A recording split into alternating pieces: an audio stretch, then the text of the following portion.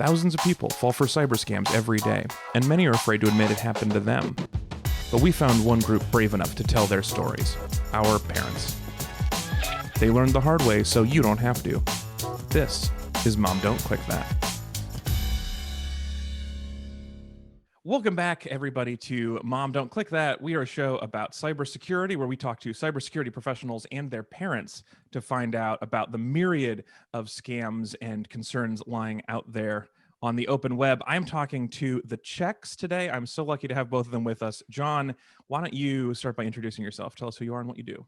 My name is Jon Check. I lead Raytheon Intelligence and Space's Cyber Protection Solutions Group. That means everything defensive, cyber, in nature. My team has cyber support that covers the Department of Homeland Security, government areas, as well as commercial and international customers. So I'm a global cyber crime fighter. Incredible. And then we are also joined by your mother, Beth. Beth, why don't you tell us about yourself? I'm an educator. I went to college at the University of Maryland to be a teacher. I got married 3 weeks later, and Jonathan is my firstborn. I was a teacher in education for 28 years, from first grade through I taught at the College of William and Mary at the end of my career. Oh, incredible. You've touched all of the levels. Absolutely. I taught all the different levels and enjoyed it all, that's for sure. So you're here to tell us about a scam that you came across, Beth, that was on your phone, right? That's exactly right. On a Friday evening about 5:15, I received a text saying from my bank, which I've had for 38 years, that all of our banking accounts were frozen because of suspicious activity. And would I please call this number? Well, I'm thinking 5:15 on a Friday, I can't get anybody at Wachovia. I know they're not there. So I said, I'll wait till Monday morning. And I did. I did not call any number. I figured I'll go directly to the bank on Monday morning and talk to the branch manager, which I did. And the branch manager said that I had indeed been smished or whatever it was. We're calling it smished. I like that even better than smishing. You've been smished. So somebody out there is taking advantage of banking customers for bad things. You also don't worry about calling the bank until Monday because you said, well, we're not going to spend any money this weekend anyway, so I'm not going to worry about it. When you first got that text, you waited because you didn't think you'd get anybody on the line, but were you suspicious of it at all? Yes, I was. Good for you. Suspicious immediately. I just couldn't imagine a bank at 5:15 freezing my accounts. Just this whole weekend thing really didn't sit well with me.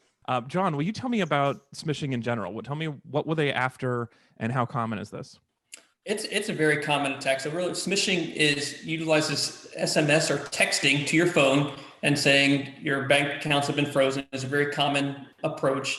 And they're really just after the information for you to follow up with the link that's either sent or to text back.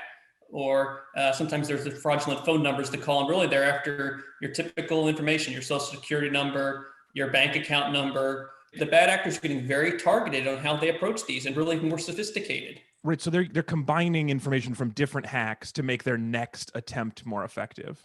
Correct, absolutely. Beth, are you used to getting this sort of thing by email a lot? Are you used to identifying phishing scams on your own? Well, I'll have to honestly say, Jonathan has tutored me well. Said, Mom, don't do this and don't do that. So I listen, and if I don't know who it's from, I don't open it.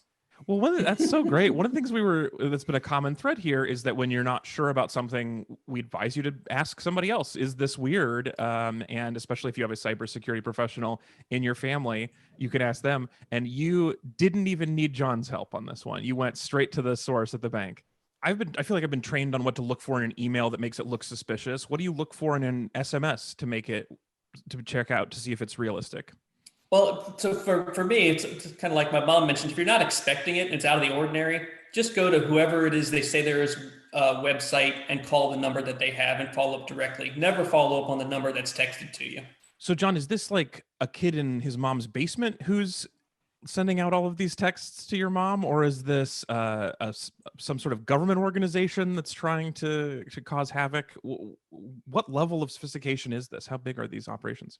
Well, I guess the short answer, Alex, could be yes, because a lot of these tools are available out, as everybody says, on the dark web, right? The means to do this are available at a very low price. It's so interesting because the threat actors can really be anyone. Is this the sort of thing that comes up a lot in conversation with your friends? Do you reach out to each other for support? Do you have friends who have fallen for this sort of thing before? We ladies of a certain age do talk about those things because I think we are easily victim. Well, I think talking about to your friends about this is really, really helpful. And that's one of the reasons why the show exists, is just because if you've heard of a scam, you're more likely to think this text might be suspicious and then go check it out. And it takes constant vigilance with, different breaches along the way. All of a sudden there's a portfolio of information built about companies, people, or other things that really help those cyber criminals really target specific people with specific information to make it seem more real. What's your feeling on this, Beth? Because I wonder, it feels like there's not a lot of other types of crime that you have to deal with on a regular basis. Like bank robbers aren't stopping by your house, so you don't have to be constantly aware of bank robbers. So how do you feel about cybercrime in general, and the fact that you have to be vigilant and talking to your friends about it? Well, I think cybercrime is here to stay, like Jon said. I think and it's going to take all different kinds of forms. I think if you're in doubt, don't do it. Don't touch the button or don't make the phone call. You can always figure out another way around that. And that's how I feel. I think we just have to be smart about who we talk to. You came very close to saying the name of the show, and I love that. You almost said, don't click that. So we can maybe make this episode called Don't Push That Button. That's right.